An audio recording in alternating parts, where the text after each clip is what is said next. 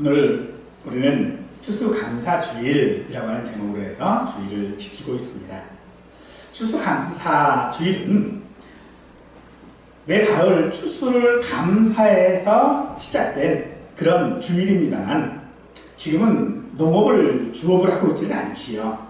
그래서 현대에 와서는 이 추수뿐만 아니라 1년을 돌아보고 1년을 감사하는 그런 주일로 우리가 지키고 있습니다. 따라서 오늘 우리가 하나님께 드려야 하는 그런 감사는 그래서 우리가 살아가는 모든 것들이 되어야 할 줄로 믿습니다. 여러분은 그동안 어떤 감사를 하셨습니까? 혹시 그 감사에 내일, 오늘이 아니고 내일, 아직 오지 않은 내일이 포함되어져 있습니까? 사실 우리들의 감사는 대부분이 어떤 결과에 대한 것들이었습니다. 즉 오늘까지, 지금까지 있었던 일들의 결과를 가지고 감사했다는 것이지요. 하지만 데살로니가전서 5장 18절 말씀에 범사에 감사하는 것이 하나님의 뜻이라고 했는데 여기서 말하는 이 범사라고 하는 말은 모든 일이라고 하는 그런 뜻도 분명 포함되어져 있지만 그 안에는 우리가 생각하는 결과로 그것이 실패이든 성공이든 감사해야 한다라고 하는 그런 의미뿐만 아니라 이 범사라고 하는 이 말에는요 과정이 포함되어져 있음을 우리는 알아야 합니다. 따라서 오늘 우리가 하나님께 드려야 할 감사는 결과가 아니라 내 삶의 모든 과정이어야 한다는 것입니다. 그래야만 우리는 오늘의 어떤 결과들이 아니라 내일 내가 어떤 일이 있을지 알지 못하나 오직 그것이 하나님의 은혜임을 우리는 온전히 감사할 수 있으리라 믿어집니다. 요즘 하플이라고 하는 성수동에 가면 명품 브랜드 디올이라고 하는 매장이 있다고 해요. 근데 이곳이 하플이 된 이유는요, 그곳에서 사진을 많이 찍는다고 합니다. 그 매장 입구에는요, 건장한 남자 2사람이 지키고 있대요. 그래서 아무나 못 들어갑니다. 예약을 했거나 아니면 초대받은 사람만 들어갈 수 있답니다. 그리고 그곳에서 나와서 사진을 찍고 그곳 앞에서 사진을 찍는 그 이유가 무엇인지 우리는 아마도 짐작할 수 있으리라 생각합니다. 그런데 그런 모든 생각들 가운데서 다른 것은 잘 모르지만 아마 그들은 그 앞에서 감사는 하지 않을 것 같습니다. 예수님께서 장사하는 사람들을 향하여 내 아버지의 집을 장사하는 집으로 만들지 말라 경고하시면서 그들을 내어 쫓으셨을 때에 사람들이 묻습니다. 도대체 당신이 누군데 이런 일을 하느냐? 라고 했을 때에 예수님은 너희가 이 성전을 올라 내가 사흘 동안에 일으키리라 라고 하셨지요. 유대인들은 건축된 그런 화려한 건물을 기준으로 그들의 삶을 판단했습니다. 하플이라는 곳에서 명품 브랜드를 가지고 사진을 찍고 그것들을 자랑하고 하는 건 역시도 아마 그런 화려함을 배경으로 하고 있을 것입니다. 그러나 정말로 우리가 하나님 앞에 나가야 될 것들은 예수님께서 말씀하신 그 성전은 오직 한 영혼임을 우리는 기억해야 할 것입니다. 그러므로 오늘 우리가 하나님 앞에 드리는 감사는 결과에 대한 것들이 아니라 우리 삶의 과정 가운데 내가 가졌던, 갖지 않았던 그 모든 것이 다 감사여야 할 줄로 믿습니다. 그럼에도 불구하고 우리는 우리 하나님 앞에 감사하지를 않는 이유, 아니 감사하지 않는 것이 아니라 분명 감사를 해요. 그런데 마음으로 감사하고 있지는 않은 것 같습니다. 그것은 나 자신에게 그 모든 것들 것들에 대한 영광을 돌리고 싶은 유혹 때문이겠지요. 하지만 우리가 하나님만 바라보고 하나님을 생각한다면 그런 것들을 자랑하고 떠벌리는 일들은 분명 잦아질 것이라 생각합니다. 사람이 어떤 존재입니까? 성경은 짙은 안개처럼 피어오르다가 없어지는 존재에 불과하다라고 말하고 있습니다. 그에 반하여 우리 하나님은 어떤 하나님이십니까? 높은 곳에서 온 세상의 질서를 통제하시면서 그 어느 것도 뒤죽박죽되지 않도록 하시고 많은 삶의 소용돌이 가운데서도 그것들이 충돌하지 아니하고 모든 것이 합력하여 하나님의 뜻을 이루도록 조금도 빈틈없이 역사하시는 하나님이십니다. 그런 하나님의 섭리를 조금만 우리가 생각한다면 우리는 우리의 삶 가운데에서 결코 하나님께 감사하지 않을 수 없다는 것이죠. 그런 하나님의 위엄, 그런 하나님을 생각하지 않고 드리는 감사는 하나님을 우상충으로 만드는 것에 불과할 것입니다. 우리는 우리의 감사가 하나님께 마땅하고 하나님을 하나님답게 할 수 있는 그런 감사여야 하지, 그러지 못한 감사, 그것은 우리 자신들에게나 하나님께도 유익한 것이 되어줄 수밖에 없을 것입니다. 오늘 욥의 친구 빌닷은 다른 친구들과 동일한 지적으로 응과 응보의 기준에 따라 잘못하지 않고서는 어려운 일이 생길 수 없다라고 말합니다. 그 이야기는 무엇인 얘기입니까? 우리가 하나님 앞에 감사할 수 있다라고 하는 것은 내가 잘했기 때문이라는 거죠.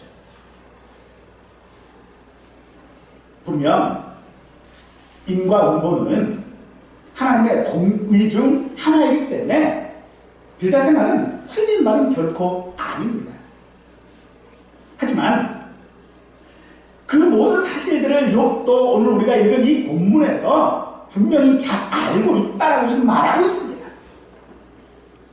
하지만 여호와는 긍휼이 많으시고 은혜로우시며 노하기를 더디하시고 인자하심이 풍부하신 하나님이십니다. 따라서 욥도 분명 하나님이 은과 은보로 역사하시는 하나님이시여 하나님이 그런 하나님인 줄 알지만 욥은 지금 하나님을 이해할 수가 없습니다. 욥이 지금 하나님을 이해할 수 없는 것은 하나님은 분명 전능하시고 완전하시고 의로우신 분이기 때문에 지금 자기 자신에게 일어나는 이 일도 분명 하나님이 하시는 일이라고 하는 것이죠.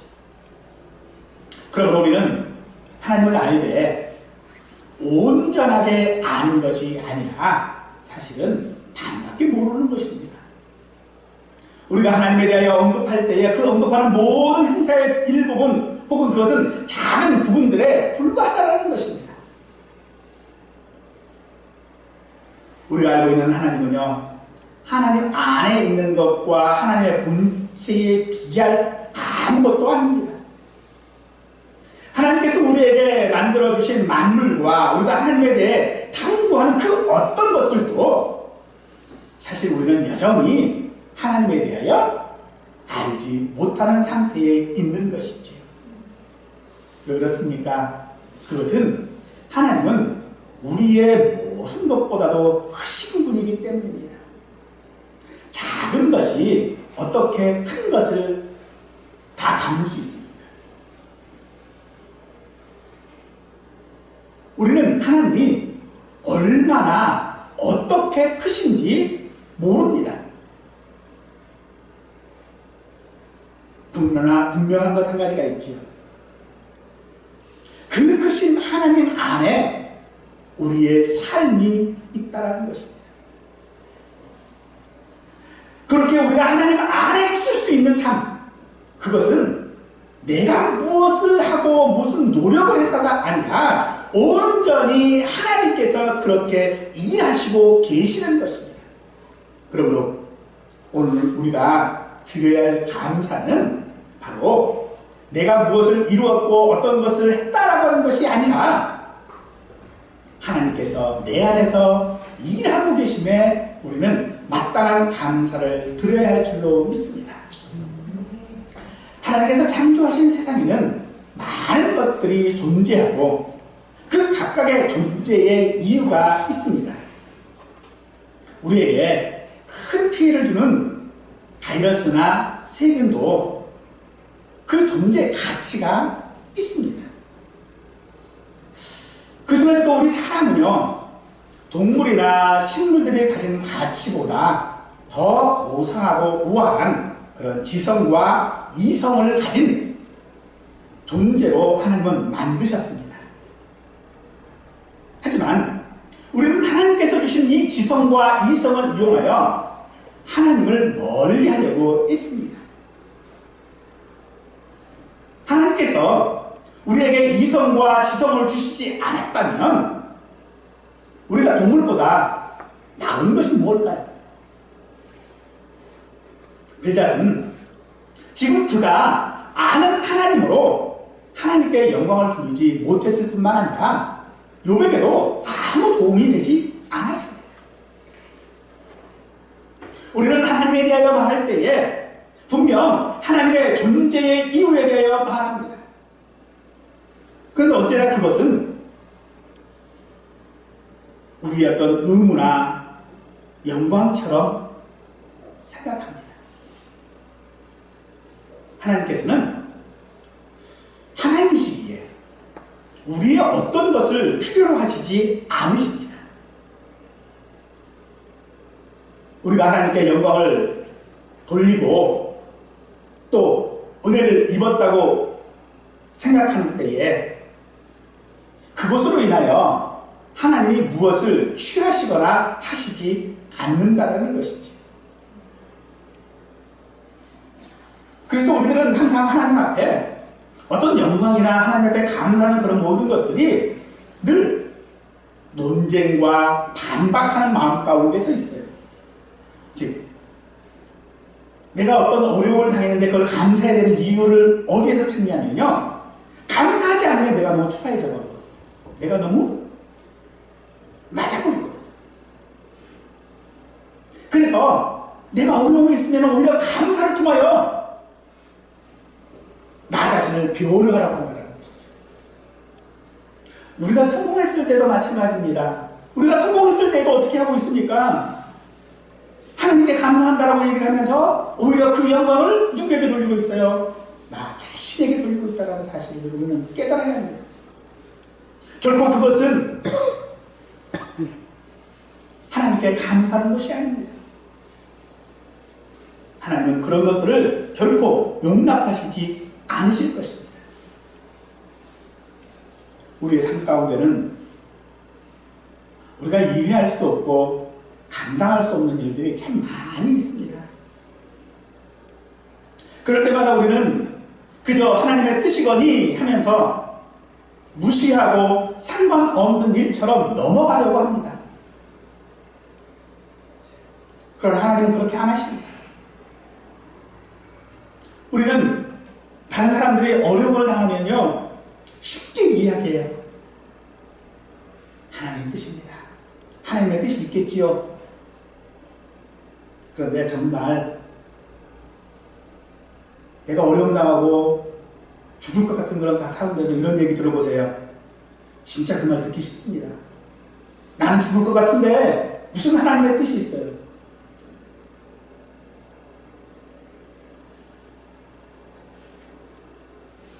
그것이 또한 우리에게 있어서는 내가 하나님을 믿는 데에 있어서 가장 큰 어려운 부분이기도 할 것입니다. 그것이 어려운 이유는 잘잘못이 전부이고 형통과 고난 이 둘 외에 비교할 것이 없는 그런 마음이기 때문에 결국 그걸로 인하여져서 우리는 하나님과 더욱더 멀어질 수밖에 없다는 것입니다. 우리가 아는 하나님은 잘하면 분명히 복 주셔야 합니다.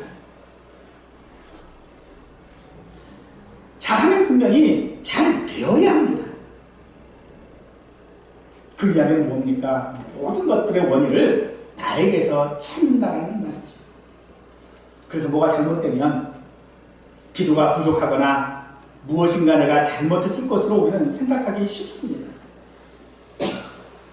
그렇게 어떤 일들이 잘못되었을 때마다 우리가 나 자신을 자책하다 보면요, 그 자책의 이유들이 하나둘 늘어가게 되어지고 결국은 내가 태어난 것 자체가 죄가 되기도 합니다. 차라리 안 태어났으면.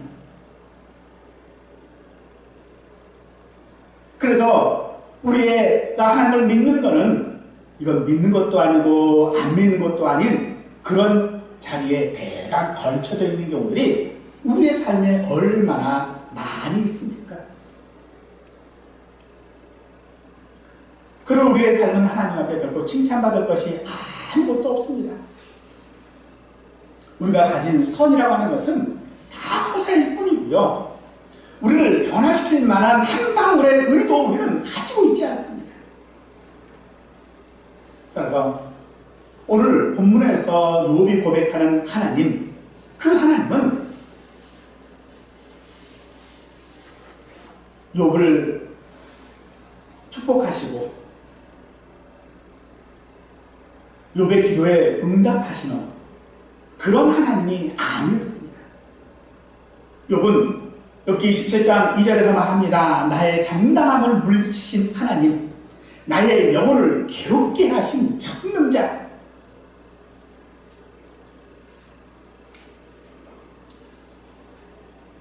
욥은 왜 그 하나님을 믿고 있을까요?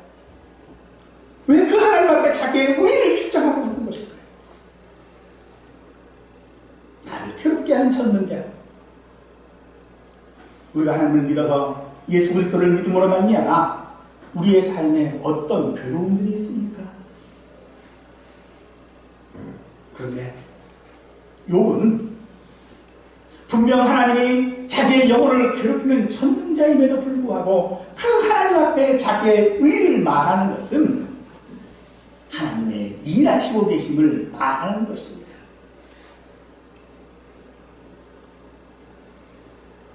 하나님께서 일하고 계시다라고 하는 것은 분명 지금은 내가 괴롭지만 이건 역시도 하나님의 뜻이라면 하나님은 분명 선하시다라고 하는 그런 확신이 있는 것입니다.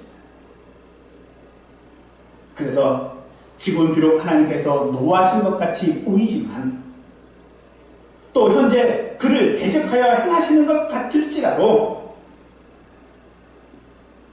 욥은 기쁘게 자기의 삶을 하나님께 맡기는 것이고 그렇게 맡기는 것이야말로 우리가 하나님께 드려야 할 진정한 감사일 줄로 믿습니다.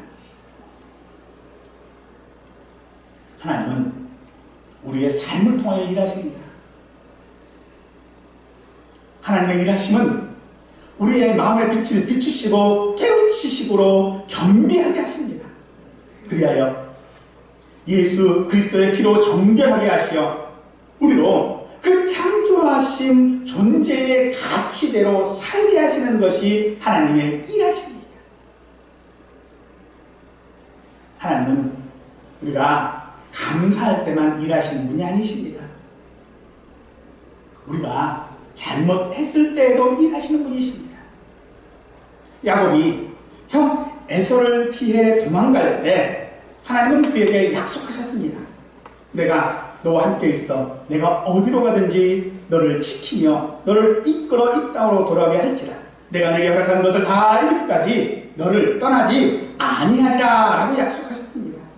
야곱은 이 약속을 믿으면서 감사하고 그리고 하나님께서 그렇게 해주시면 자기의 모든 것에 10분의 1을 드리겠습니다 라고 약속을 하죠. 사랑하는 성도 여러분, 이 약속이 오늘 우리에게도 하시는 약속인 줄 믿으시기 바랍니다.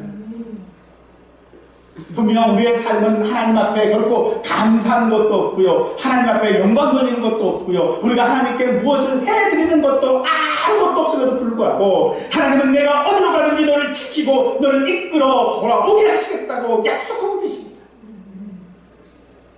그 약속에 대하여 우리의 결단은 무엇입니까?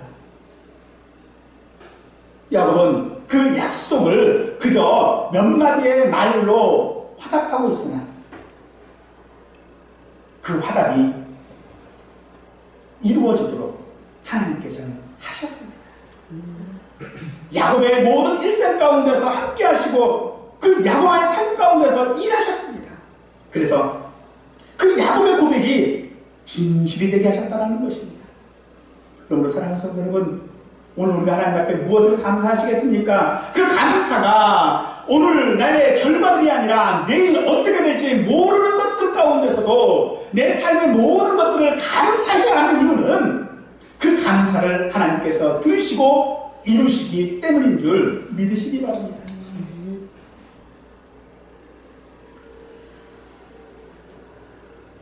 욥이 복을 받았기 때문에 하나님을 믿고 섬기는 것이 아니었습니다. 그는 그 결과가 없어도 하나님을 섬기고 감사했습니다. 그러니 사랑하는 성도 여러분, 우리의 결과를 가지고 하나님의 일하심을 확인하지 말고 감사함으로 하나님께서 일하실 것을 확신할 수 있기를 간절히 축원합니다. 욥은 우리가 살아가는 삶을 성공을 위한 시간이 아니라 하나님께 영광이 되어지는 순공이 되어지는 시간이라고 했습니다. 그러나 하나님께 가기만 하면 되는데 우리가 그 길을 모른다라고 욥은 말하지. 그러나 여러분, 하나님은 이미 우리의 삶 안에 계십니다. 그러니 우리가 하나님을 찾을 필요가 없는 것이죠. 오직 그분을 영접해야 하는 것입니다. 영접한다라고 하는 것은 하나님을 하나님 되심으로 인정하는 것입니다. 그 인정을 우리는 하나님의 주권이라고 이야기합니다만 빌닷이 오늘 똑같은 이야기를 하지요. 하나님께 주권을 가지신 분이시다. 따라서 하나님은 우리의 삶에 개입하시고 하나님의 모든 뜻대로 다 하시는 분이시다. 어떤 사람은 오래 살게 하시고 일찍 죽게도 하시고 장애를 가지고 살게 하시거나 멋진 외모를 주시기도 하시고 얼마든지 성공하게 하시고 얼마든지 망하게도 하신다. 그러니 아무도 하나님의 뜻을 거역할 수 없다. 사람은 그런 존재다. 그렇습니다. 이 사실들을 사람들이 안다면 아마 분명 세상은 달라졌을 거예요. 하지만 사람들은 하나님을 모릅니다. 그래서 모든 것을 자기 뜻대로 하려고 합니다. 그럼에도 하나님은요, 이 세상을 부수지 아니하시고 보존하고 계시는 줄 믿으십시오. 우리가 우리 마음대로 멋대로 살면서도 믿는다고 말하는 것, 그것은 어쩌면 가장 슬픈 일일 수도 있지만 그렇게 내 멋대로 내 마음대로 살아가는 우리의 삶 가운데서 하나님은 우리를 부수시지 아니하시고 지키신다는 것입니다. 하나님 앞에 우리 사람은요, 벌레에 불과합니다. 빌닷은 우리를 구더기라고 얘기를 했어요. 그래서 죽어도 아무것도 아까울 게 없다는 거예요. 그게 하나님의 주권입니까? 아닙니다. 우리는 하나님의 주권을 하나님 마음대로 라고 하는 말로 오해합니다. 여러분들 자녀들을 야단치실 때가 있지요. 그때 자녀들이 하는 말이 뭐죠? 엄마는 엄마 마음대로 해. 이거 아닙니까?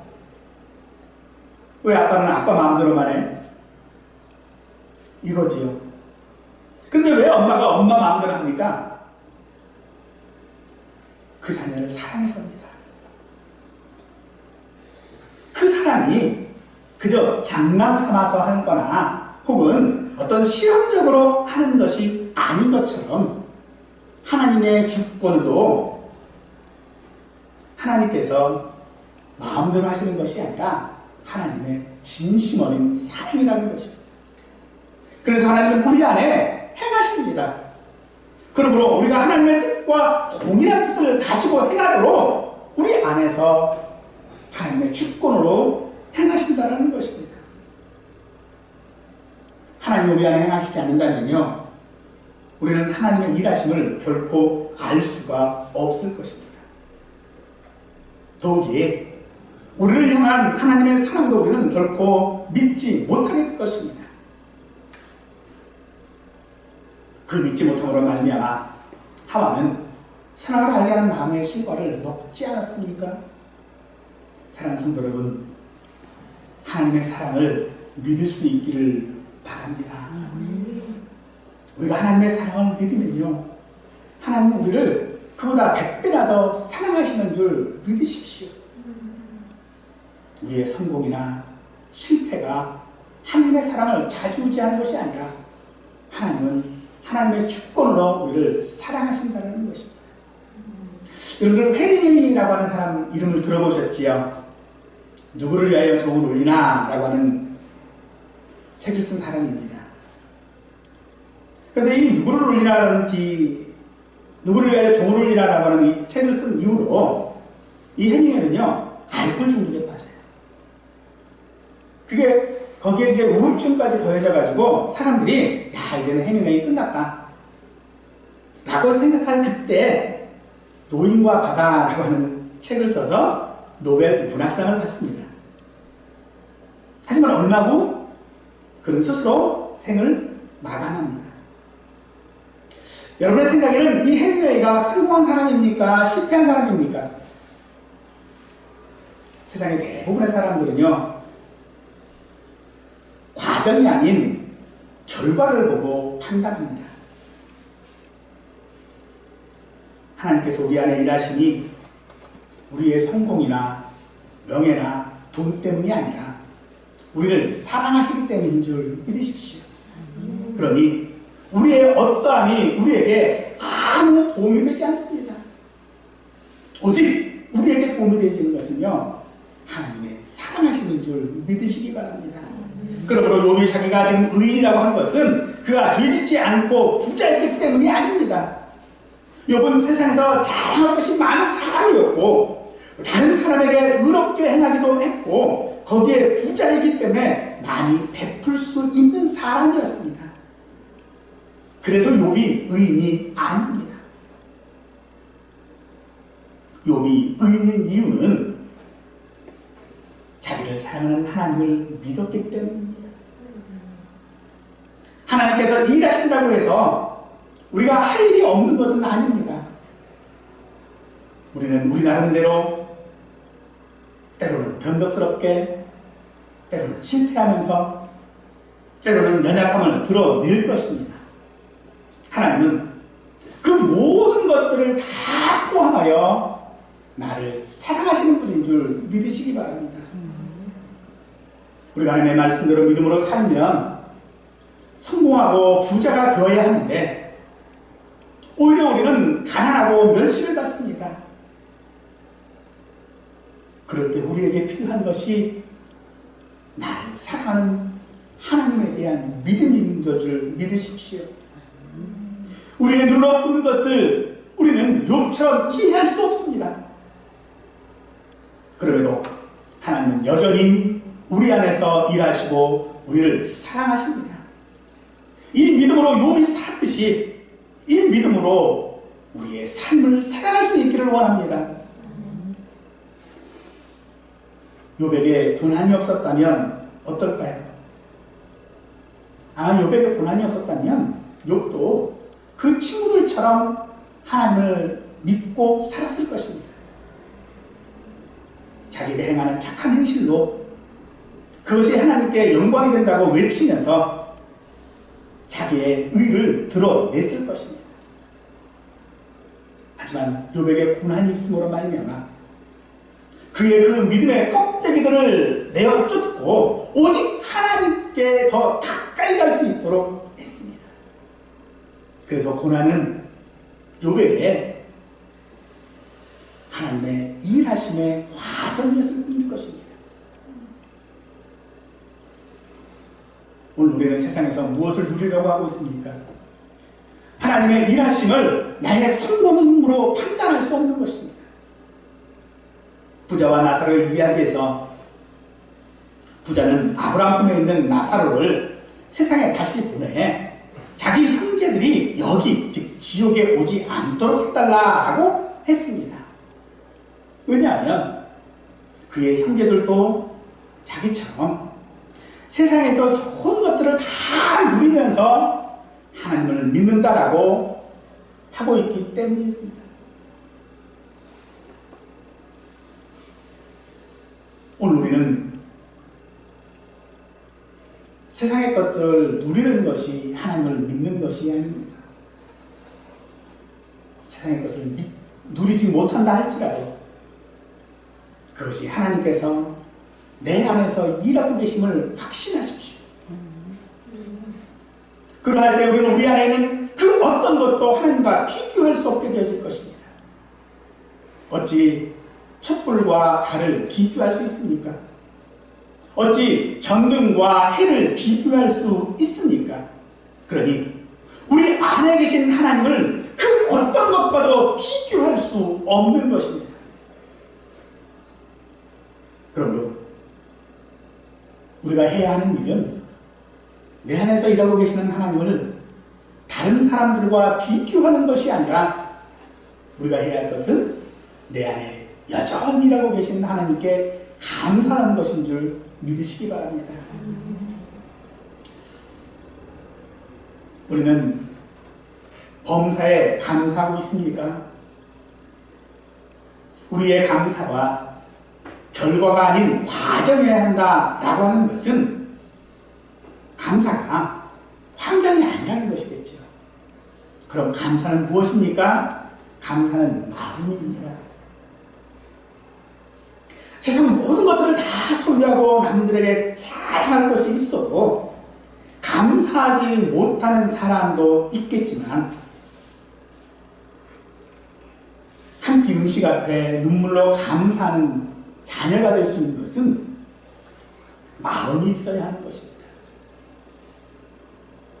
하나님은 우리에게 일용할 양식을 주신 하나님이십니다. 그 하나님은 여전히 내일 또 우리에게 양식을 주실 하나님이십니다. 광야에 나온 백성들에게 하나님은 안식일에는 일하지 말라라고 하셨지요. 안식일에 일하지 말라라고 하는 것은 광야에서 그들이 할 일이 무엇이었을까요? 매일 아침에 만나를 거두러 가는 것들이었습니다. 근데 그거 하지 말래요. 만나는요, 그날밖에 못 먹어요. 그런데 걷지 말래요. 그러면 그 다음날 뭐예요? 안식일은 굶으라는 얘기입니까? 아니지요. 하나님을 믿으라는 말입니다. 하나님을 하나님으로 인정하는 것이라는 것입니다. 그러므로 안식일을 지키는 것, 일하지 않는 것, 그것은 하나님을 믿는 일인 줄 믿으십시오. 요즘 우리가 주변에 보면 반려동물을 키우는 분들이 많이 있습니다. 그분들에게 반려동물은요, 가족이고 자식이더라고요. 그래서 그들은 그 자기 반려동물에게 모든 것을 다 해주고 싶어 합니다. 심지어요, 막대한 유산을 상속받은 반려동물도 있어요. 그 유산을 상속받은 반려동물은 행복할까요? 자기를 알아주고 사랑해주는 주인이 있을 때에 그 반려동물의 존재, 가치가 있는 것 아니겠습니까? 오늘 우리가 살아가는 모든 삶이 하나님의 사랑이기 때문에 우리는 마땅히 감사해야 합니다. 하나님이 내 안에 계시지 않는다면 내가 이 땅에서 누리는 그 모든 것들이 내가 장수한 들, 내가 억만금을 가진 들, 그것이 내게 행복이겠습니까?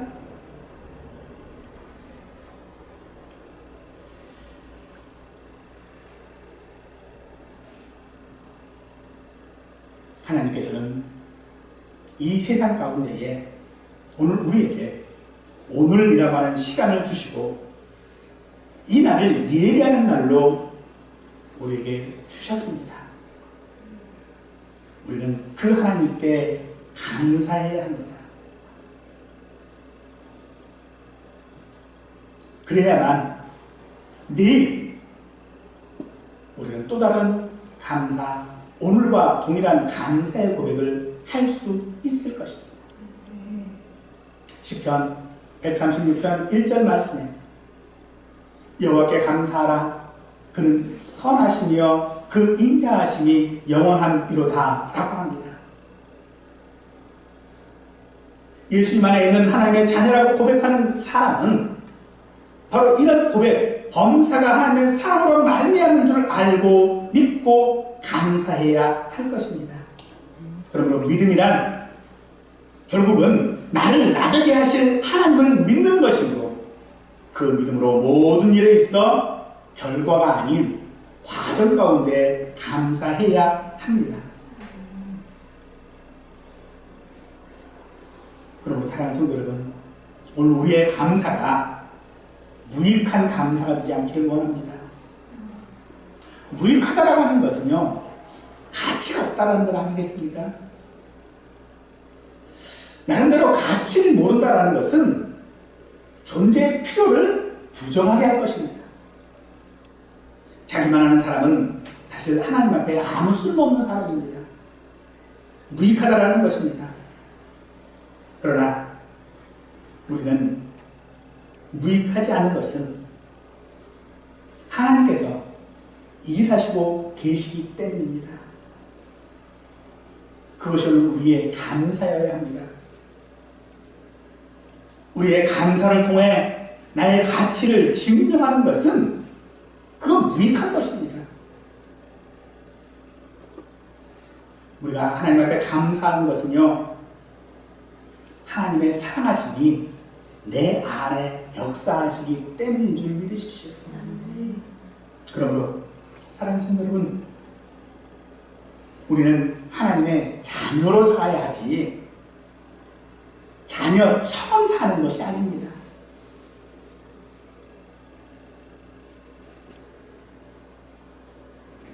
우리가 하나님의 자녀인 줄 알았다면 자녀로 살아야 하는 것입니다. 우리가 하나님의 자녀인 줄 모르면요, 자녀인 것처럼 살게 되어집니다. 하나님의 사랑을 모르면요, 감사하는 것처럼 보이지만 감사하는 것처럼 합니다. 우리가 하나님의 사랑을 알았다면 우리는 감사한 자가 되어져야 합니다. 오늘 우리의 삶 가운데서 우리의 모든 것들이 하나님 앞에 감사한 자가 되시기를 간절히 축원하겠습니다.